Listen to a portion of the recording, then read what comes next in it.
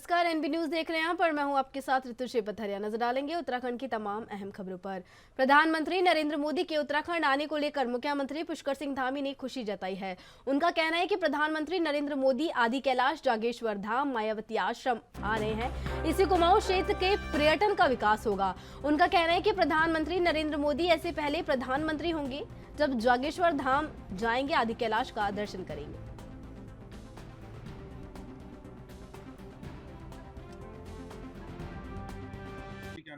देखिए, मैं सबसे पहले तो आदरणीय प्रधानमंत्री जी का मैं आभार व्यक्त करना चाहता हूं और धन्यवाद करता हूं उत्तराखंड की देवतुल्य जनता की तरफ से कि वो पहले प्रधानमंत्री होंगे जो जागेश्वर आ रहे हैं, वो पहले प्रधानमंत्री होंगे जो मायावती आ रहे हैं, वो पहले प्रधानमंत्री होंगे जो आदि कैलाश जा रहे हैं।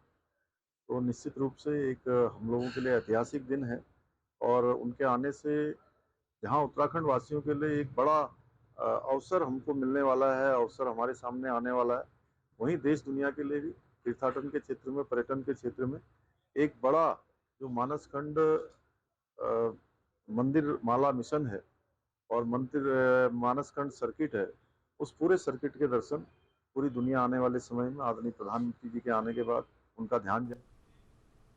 बुधन साहब से जूझ रहे जोशीमठ की सुरक्षा और पुनर्वास कार्यों के लिए केंद्र सरकार ने राज्य के आर्थिक पैकेज के प्रस्ताव को मंजूरी दे दी है। इसे लेकर सीएम धामी ने केंद्र सरकार, पीएम मोदी और गृह मंत्री अमित शाह का आभार व्यक्त किया है। बड़ी मदद है राज्य में। मैं आदरणीय प्रधानमंत्री जी का धन्यवाद करना चाहता हूं, आदरणीय गृह मंत्री जी का धन्यवाद करना चाहता हूं कि जब से जोशीमठ की त्रासदी हुई, जब से ये भूस्खलन हुआ, वहाँ पर आपदा की स्थिति पैदा हुई, लगातार हर बार उन्होंने हमको भरोसा दिया, आश्वासन दिया कि उत्तराखंड की, जोशीमठ के लोगों की पूरी मदद की जाएगी। उसी क्रम में आज हमको ये धनराशि प्राप्त हो गई है। निश्चित रूप से धनराशि मिलने से अब तेजी से सारे पुनर्वास और विस्थापन और विकास के और पुनर्निर्माण के सारे कार्य वहाँ पर। मुख्यमंत्री पुष्कर सिंह धामी ने बताया कि चार धाम यात्रा में आने वाले तीर्थ यात्रियों ने इस बार भी रिकॉर्ड तोड़ा है। केदारनाथ, बद्रीनाथ, गंगोत्री, यमुनोत्री और हेमकुंड साहिब में पहली बार 40.29 लाख श्रद्धालु ने दर्शन करने का रिकॉर्ड बनाया था, लेकिन इस बार अब तक 40.49 लाख से अधिक श्रद्धालु दर्शन कर चुके हैं। बता दें कि मानसून विदा होने के बाद अक्टूबर में चार धाम यात्रा ने फिर से रफ्तार पकड़ ली है।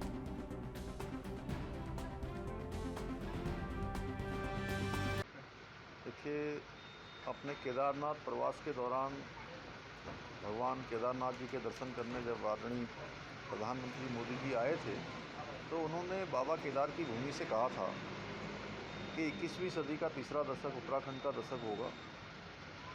तो उनके मुंह से निकले हुए शब्द वो बाबा के शब्द थे, शिवरूपी शब्द थे और लगातार 21 में उन्होंने शब्द कहे, 22 में 46 लाख तीर्थयात्री आए और 23 में ये आंकड़ा अभी 1.5 माह की यात्रा बची हुई है, पार हो गया है और हर साल ये आंकड़ा बढ़ता जा रहा है।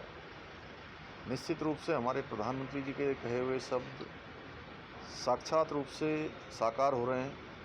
भगवान बाबा केदार की कृपा हम सब पर बनी है।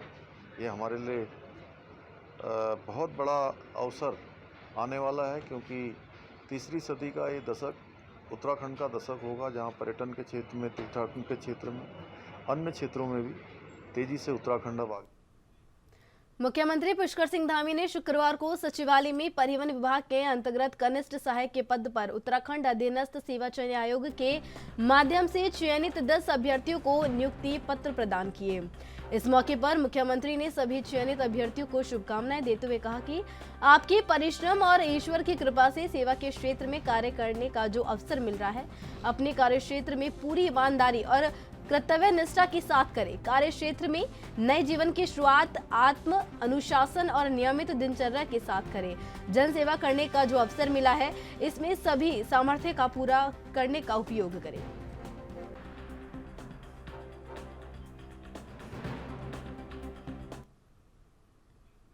उत्तराखंड में समान नागरिक संहिता लागू करने के दृष्टिगत विशेषज्ञ समिति जल्द इसका ड्राफ्ट राज्य सरकार को सौंप सकती है।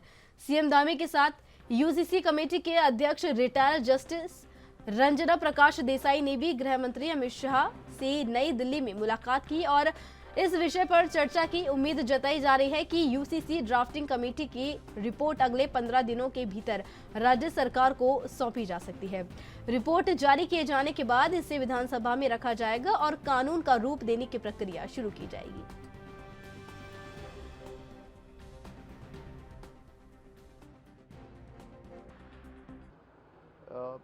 यूसीसी की प्रक्रिया तेज़ी से आगे चल रही है और यूसीसी कमेटी के लोग उसमें अपना काम कर रहे हैं। जल्दी ही संभावना है कि ड्राफ्ट हमको प्राप्त हो जाएगा। टिहरी जिले के नरेंद्र नगर में 7 अक्टूबर को मध्य क्षेत्रीय परिषद की बैठक होगी। इस बैठक की अध्यक्षता केंद्रीय गृह मंत्री अमित शाह करेंगे। बैठक को लेकर सभी तैयारियां पूरी कर ली गई है। इस बैठक में उत्तराखंड के मुख्यमंत्री पुष्कर सिंह धामी, यूपी के मुख्यमंत्री योगी आदित्यनाथ, मध्य प्रदेश के सीएम शिवराज सिंह चौहान और छत्तीसगढ़ की पूर्व मुख्यमंत्री डॉक्टर रमन सिंह शामिल होंगे। इसे लेकर मुख्यमंत्री पुष्कर सिंह धामी ने कहा कि इस बैठक में विकास को लेकर कई महत्वपूर्ण विषयों पर विस्तार से चर्चा होगी।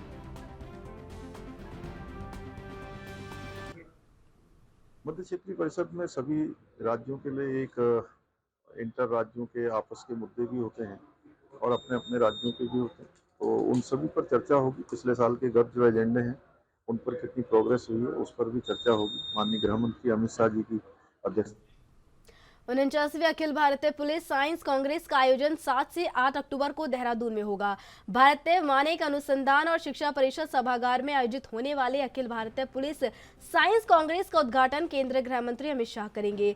इस कार्यक्रम में सीएम धामी भी मौजूद रहेंगे। कार्यक्रम की थीम पुलिसिंग इन अमृत काल जो कि गृह मंत्रालय, भारत सरकार की संस्था पुलिस विकास और अनुसंधान ब्यूरो के तत्वाधान में आयोजित कराया जा रहा है।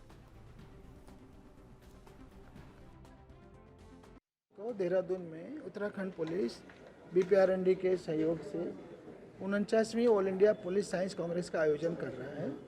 इससे पूर्व ये आयोजन भोपाल में हुआ था और उससे पूर्व लखनऊ में हुआ था।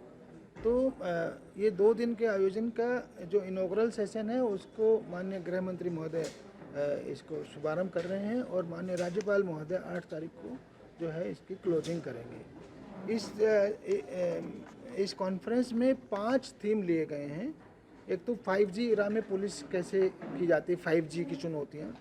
दूसरा है ड्रग्स की चुनौतियाँ। तीसरा है राज्य पुलिस और केंद्रीय सशस्त्र पुलिस बलों के बीच में आपसी सहयोग कैसे बढ़ाया जाए, समन्वय में आपसी समन्वय कैसे बढ़ाया जाए। चौथा है आंतरिक सुरक्षा की चुनौतियाँ और उसमें सोशल मीडिया की भूमिका, ठीक है, उसके द्वारा पैदा की जाने वाली नई नई चुनौतियाँ। और आखिरी है 5वां थीम है कम्युनिटी पुलिसिंग। इनके ऊपर इसमें मंथन होगा। इस कॉन्फ्रेंस के दौरान 3 बुक्स का डिजिटल लॉन्च होगा। एक है all India police science congress का जो कंपेंडियम है वो, दूसरा all India police science journal जो वार्षिक रूप से बीपीआरएनडी छापती है, और तीसरा टाइम्स ऑफ इंडिया ने उत्तराखंड पुलिस पे एक किताब छापी है, Uttarakhand police marching with the times. इन तीनों को माननीय गृह मंत्री महोदय जो है डिजिटली इनका कल विमोचन करेंगे। और ओवरऑल 9 सेशन होंगे इसमें, जिसमें एक सेशन विशिष्ट है इस बार, जो पार्लियामेंट्री कमेटी की रिकमेंडेशन के आधार पर जो ग्राम पुलिस सिस्टम और पुलिस शिकायत प्राधिकरण जो बने हैं इनके ऊपर मंथन किया जाना है। अलग अलग ब्रेकआउट सेशन होंगे और वो फिर वो सब लोग प्रेजेंटेशन करेंगे कि हम लोगों ने क्या मंथन किया। बाकी इसको हम लाइव जो है यूट्यूब पे लाइव करेंगे दोनों दिन के सेशंस को, और बाकी अपडेट्स आपको देते रहेंगे। एक पुलिस टेक एग्जीबिशन भी लगाया जा रहा है CII के तत्वाधान में, और इसमें 30 स्टॉल लग रहे हैं। इसमें सभी लेटेस्ट टेक्नोलॉजी, साइबर हो, ड्रोन्स हो, वो सब रहेगा। हमारे उत्तराखंड पुलिस के भी इसमें 2 स्टॉल रहेंगे, एक SDRF का और एक साइबर पुलिस स्टेशन का। तो बाकी जो नई नई जो टेक्नोलॉजीज आ रही हैं उसके बारे में रहेगा। ये एग्जीबिशन 8 तारीख को पब्लिक। और वहीं केंद्रीय गृह मंत्री अमित शाह 7 अक्टूबर को देहरादून में बीजेपी प्रदेश कार्यालय में बैठक करेंगे। इस बैठक में बीजेपी के वरिष्ठ पदाधिकारी और कार्यकर्ता भी शामिल होंगे।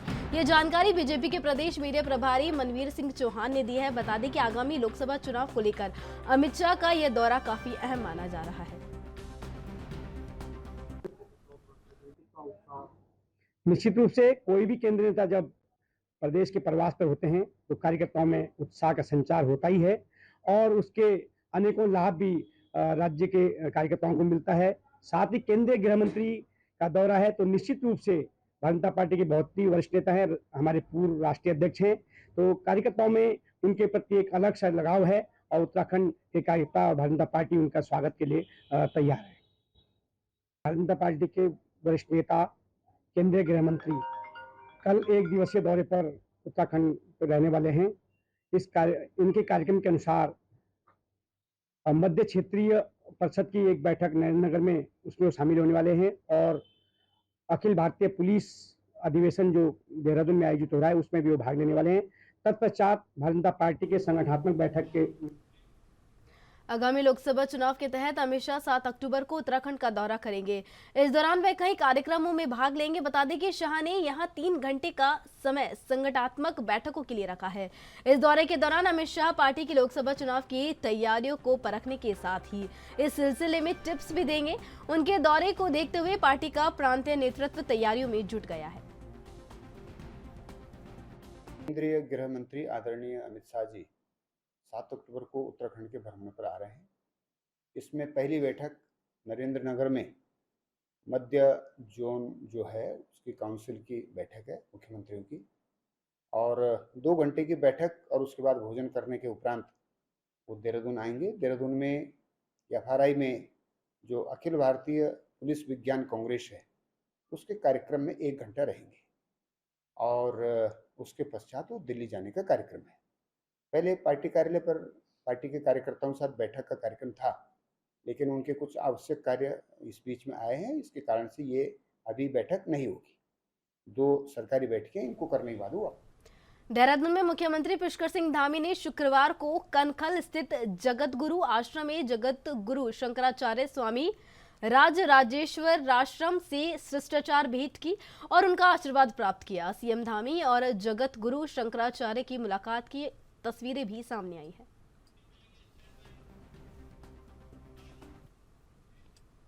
और वहीं संगठन विस्तार को लेकर कांग्रेस के प्रदेश अध्यक्ष करण मेहरा ने बीजेपी पर आरोप लगाते हुए कहा कि बीजेपी अपने गिरेबान में झांक कर देखे, उन्हें कांग्रेस पर बयानबाजी करने का कोई हक नहीं है। उन्होंने कहा कि कांग्रेस का संगठन एक परिवार है, इसलिए बेहतर है कि बीजेपी अपने से मतलब रखे। उन्होंने कहा कि बीजेपी की सरकार है और सरकार की जिम्मेदारी पूरे प्रदेश की है। वह अभी तक अपना कैबिनेट का विस्तार नहीं कर पाए और कांग्रेस के संगठन विस्तार की बात कर रही है।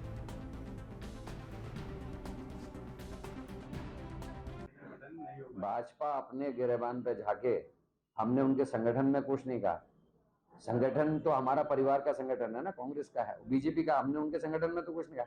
उनकी तो सरकार है जिसकी जिम्मेदारी पूरे प्रदेश की है। लोगों तक चीजों को डिलीवर करने की जिम्मेदारी सरकार की होती है। आप पूरी कैबिनेट तो बना के दिखा दीजिए, हमारे कार्यकारिणी के गठन की छोड़ दीजिए। चंदन राम दास जी के मरने से 1 पद और खाली हो गया, 2-3 पद पहले से खाली है। पहले उनको बीजेपी भर ले, तब कांग्रेस के ऊपर बात। फिलहाल वक्त छोटे से ब्रेक का, ब्रेक के बाद फिर हाजिर होंगे।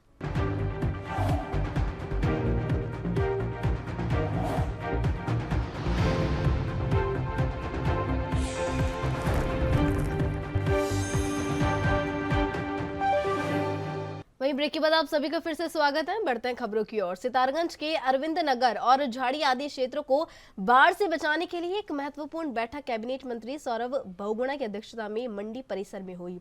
इस बैठक में राजस्व, वन और सिंचाई विभाग के अधिकारियों के साथ ही जनप्रतिनिधियों और क्षेत्रीय जनता की ओर से भी प्रतिभाग किया गया। इस मौके पर कैबिनेट मंत्री सौरभ बहुगुणा ने कहा कि बेगुल नदी से सिल्टिंग होकर एरिया ऊंचा होने और नदी का प्रभाव बदलने से करीब 600 परिवार बाढ़ से प्रभावित होते हैं। इसे बाढ़ के समय बाढ़ प्रभावितों को शिफ्ट करने, उनके रहने खाने के साथ ही मुआवजे की भी व्यवस्था प्रतिवर्ष की जाती है। बाढ़ से वन और वन्य जीव भी बहुत प्रभावित होते हैं। उन्होंने कहा कि नदी को चैनलाइज करने और बाढ़ सुरक्षात्मक कार्य करने से बाढ़ की स्थिति से निजात मिलेगा।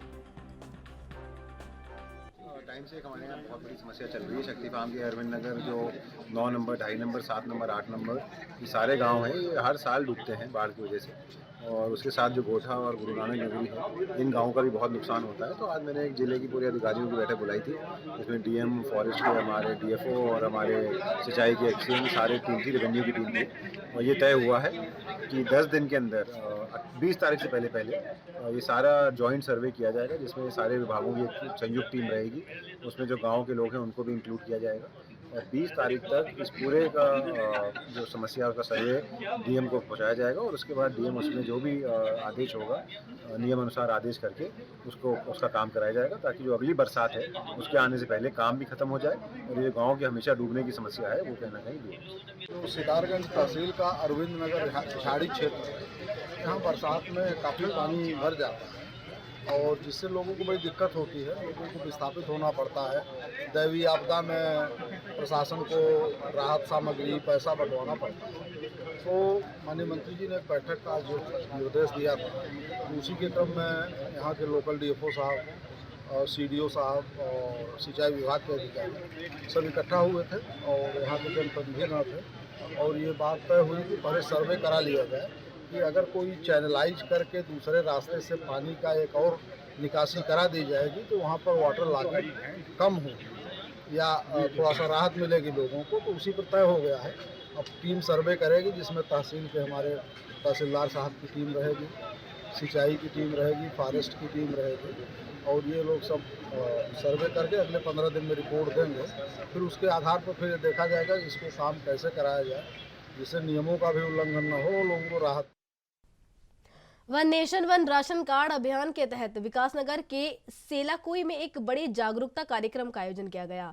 कार्यक्रम में भारत सरकार ने खाद्य एवं सार्वजनिक वितरण विभाग के निदेशक रविशंकर अपनी टीम के साथ पहुंचे। इस दौरान प्रदेश की अपर आयुक्त खाद्यान्न पीएस मांगती सहित सभी वरिष्ठ अधिकारियों ने लोगों को खाद्य योजना के प्रति जागरूक किया। कार्यक्रम में प्रदेश के प्रमुख सचिव खाद्यान्न एल फेनई के साथ ही सहसपुर विधायक सहदेव सिंह पुडीर भी मौजूद रहे।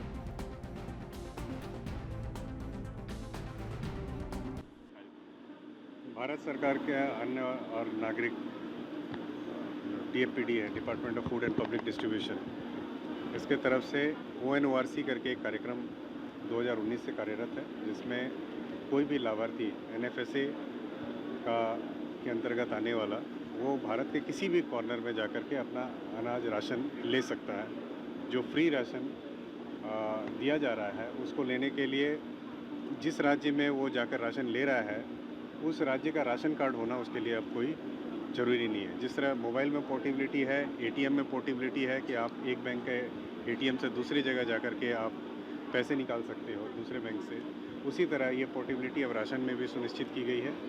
इसके तहत देश में लगभग 120 करोड़ लोगों के द्वारा ट्रांजैक्शन हो चुका है।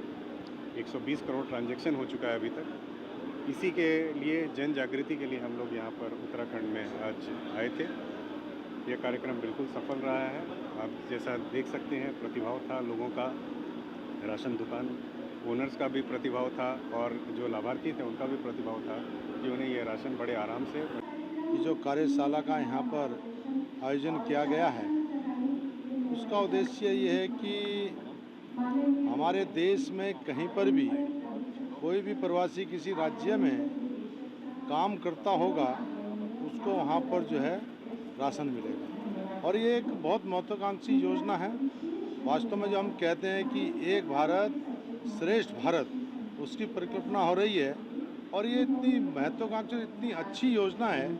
इसके लिए मैं माननीय प्रधानमंत्री आदरणीय नरेंद्र भाई मोदी जी का आभार व्यक्त करना चाहता हूँ, धन्यवाद करना चाहता हूँ कि हमारे देश में अलग अलग राज्यों में लोग काम करने के लिए जाते हैं और उस समय पहले राशन नहीं मिलता था, परेशान होते थे। आज अभी आपने देखा होगा यहाँ पर भी हमारे बिहार से, यूपी से, झारखंड से हमारे प्रवासी, हमारी बहनें, हमारे जो भाई यहाँ पर जो फैक्ट्रियों में काम करते हैं और उन्होंने बताया कि जब से योजना लागू हुई है उनको जो है राशन, निःशुल्क राशन मिल रहा है। बहुत बड़ी योजना है और इसके लिए मैं आदरणीय प्रधानमंत्री। गदरपुर मटकोटा मार्ग लंबे समय से बदहाल है। इसी को लेकर आम आदमी पार्टी के जिला अध्यक्ष ने ऐलान किया है कि जब तक मार्ग का कार्य शुरू नहीं हो जाता तब तक हर रविवार को पार्टी के बैनर तले सांकेतिक धरना उपवास रखा जाएगा। इस मौके पर प्रेस वार्ता करते हुए आम आदमी पार्टी के जिला अध्यक्ष ने कहा कि इस सड़क की सुध लेने वाला कोई नहीं है। झज्जर मार्ग पर आए दिन दुर्घटनाएं हो रही हैं।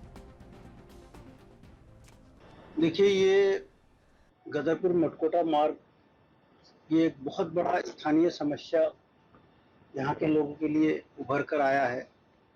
लोग इस सड़क से चलना दुभर हो गया लोगों का, और आम जनमानस त्रस्त है, परेशान है। घर से निकलता है, फिर वो ये सोचता है पता नहीं रास्ते में मेरे साथ कोई दुर्घटना ना हो जाए। तो इस तरह के भय के माहौल में लोग सड़क पे यात्रा कर रहे हैं। यहाँ इस सड़क एक मुख्य सड़क है, ये सिटकुल और NH 74 इसको जोड़ती हुई ये सड़क है। रुद्रपुर डिस्ट्रिक्ट सिटी है हमारा, और यहाँ से तमाम सिटकुल की गाड़ियाँ यहाँ से निकलती है।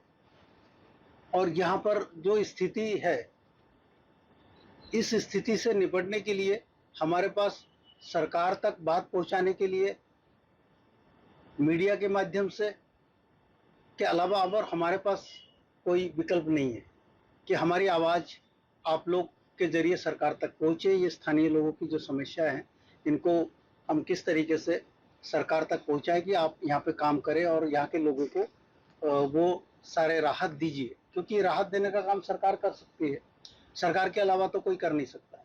तो ये सरकार की नैतिक जिम्मेदारी बनती है। पिछले सरकारों ने इस सड़क का निर्माण करा, लगभग 75-76 करोड़ रुपए की लागत से ये सड़क बनी, लेकिन वो सड़क चल ही नहीं पाई। कुछ समय में ही इसकी हालत इतनी हो गई कि बड़े बड़े गड्ढे हो गए, जो बारिश होती है तालाब हो जाता है। तो इसको लेके हमने विगत 28 सितंबर को 2 घंटे का उपवास धरना कार्यक्रम हम लोगों ने किया था यहाँ पे। हल्द्वानी के मेयर जोगेंद्र रौतेला ने प्रेस वार्ता की, जिसमें उन्होंने अपनी 5 सालों के कार्यकाल का लेखा जोखा रखा। इस दौरान डॉक्टर जोगेंद्र सिंह ने कहा कि शहर के सुनियोजित विकास के लिए नगर निगम ने कई महत्वपूर्ण कार्य किए हैं और देश के प्रधानमंत्री नरेंद्र मोदी की ओर से नगर निगम क्षेत्र के विकास के लिए 2200 करोड़ रुपए दिए गए हैं, जिनमें से 1300 करोड़ के टेंडर निकल चुके हैं और कार्य गतिमान है। जल्द ही शहर और स्वच्छ दिखाई देगा। देखिए, कल प्रेस मीटिंग थी और प्रेस मीटिंग में मैंने अपने पिछले विगत 5 वर्षों का अपना और नगर निगम बोर्ड का किया हुआ कार्यों का खाका रखा। नगर निगम बोर्ड ने राज्य सरकार की मदद से, केंद्र सरकार के मदद से शहर के अंदर जितने भी विकास कार्य क्रियाकलाप हो सकते हैं, बेसिक एम्यूनिटीज़ जो आम जनमानस को दी जा सकती है, इस पर भरसक प्रयास किया है। मैं बोर्ड के सभी मेंबर्स को, सभी सम्मानित पार्षदों को बहुत बधाई देता हूं कि उनके द्वारा सदैव मेरे पर विश्वास व्यक्त किया गया। कई उल्लेखनीय कार्य भी हुए हैं। अमृत पार्ट 1 योजना का लगभग 98 करोड़ रुपये में पेयजल सीवरेज लाइन, पेयजल पुनर्गठन, STP का निर्माण और साथ ही अवस्थापना संबंधी में लगभग 30 करोड़ की सड़कें वर्तमान में निर्मित हो रही हैं। कई सामुदायिक केंद्र हैं। लगभग प्रत्येक वार्ड में आज डोर टू डोर कलेक्शन का कार्य किया जा रहा है। शहर के अंदर वर्तमान में 31,000 नई लाइटें लगाई गई हैं, उनका रखरखाव। मुरादाबाद रेल मंडल के प्रबंधक राजकुमार सिंह ने कोटद्वार पहुंचकर रेलवे स्टेशन और ट्रैक का निरीक्षण किया और व्यवस्थाओं का जायजा लिया। इस दौरान उन्होंने कहा कि कोटद्वार से दिल्ली के आनंद विहार टर्मिनल के लिए स्वीकृत नई एक्सप्रेस ट्रेन को इसी तरह से शुरू करा दिया जाएगा। इससे गढ़वाल के रेल यात्रियों को फायदा मिलेगा। उन्होंने बताया कि अमृत भारत योजना के तहत कोटद्वार रेलवे स्टेशन का कायाकल्प होगा। इसके लिए धरातल पर काम शुरू कर दिया गया है। जो नई ट्रेन चलने वाली है कोटद्वार से आनंद विहार, उसकी सूचना हम लोगों को मिल गई है, परंतु उसके इनॉग्रेशन या उसके चलने की तिथि का निर्धारण जो है हम लोग अपने मुख्यालय और बोर्ड से बात करके करेंगे, पर सूचना आ चुकी है। शीघ्र संभावना है क्या? हाँ, जल्दी होगा। एक लोगों की उसमें ये भी शिकायत थी कि उसमें गाजियाबाद को स्टॉपेज नहीं रखा गया उस ट्रेन की जो समय सारणी जारी हुई है। तो देखिए, पहले ट्रेन सर्विस स्टार्ट होने दीजिए, उसके बाद ही हम लोग इस बारे में कुछ कहना उचित होगा कि वहाँ पे कौन सा। उधम सिंह नगर जिले के किच्छा में परम संत राजेंद्र सिंह महाराज और संत दर्शन सिंह महाराज का जन्मोत्सव हर्षोल्लास और धूमधाम से मनाया गया। इस मौके पर आश्रम को सुंदर तरीके से सजाया गया। इस दौरान निःशुल्क शिविर लगाकर तमाम मरीजों के स्वास्थ्य की भी जांच की गई।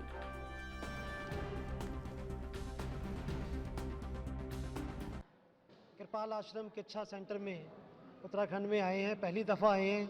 यहाँ पे मौजूदा सतगुरु सावन कृपा रूहानी मिशन के परम संत राजेंद्र सिंह जी महाराज और उनके बुजुर्ग जो बड़े सतगुरु थे हमारे दयालपुर संत दर्शन सिंह जी महाराज जी का जन्मदिन बड़ी धूमधाम से मनाया जा रहा है आज। और उसी उपलक्ष्य में यहाँ पे आध्यात्मिक सांस्कृतिक प्रोग्राम भी रखा गया है और रूहानी कवालियों का प्रोग्राम भी रखा गया है। और इसी उपलक्ष्य में हम लोग आए हैं जी आज कि महाराज जी की याद में सारी आई हुई संगत को जोड़ा जाए, उनकी याद में आज का ये जो बड़ा जश्न है वो मनाया जाए और उनकी याद में कुछ कवालियों के रंग, कुछ संगीत के माध्यम से सभी के साथ जुड़ा। ये आज का जो कार्यक्रम है ये कृपाल आश्रम किच्छा में मनाया जा रहा है और हमारे शहंशाहों के शहंशाह सच्चे पातशाह परम पूजनीय परम संत राजेंद्र सिंह जी महाराज और दयालपुर संत दर्शन सिंह जी महाराज जी का जन्मदिन बड़ी धूमधाम से किच्छा में मनाया जाएगा और इस मनाया जा रहा है। और इस कार्यक्रम में जो है कि अभी 5 बजे सत्संग होगा, 6 बजे बच्चों का कार्यक्रम और उसके बाद रूहानी कवालियों का प्रोग्राम होगा और बड़ी धूमधाम से उसका लंगर का प्रोग्राम किया जाएगा। सारी संगत यहाँ पे बढ़ चढ़ के हिस्सा ले रही है। किच्छा, रुद्रपुर, काशीपुर, बेहड़ी, मेरे साथ उत्तराखंड की खबरों में बस इतना ही। तमाम अहम खबरों के लिए देखते रहिए ANB न्यूज़। नमस्कार।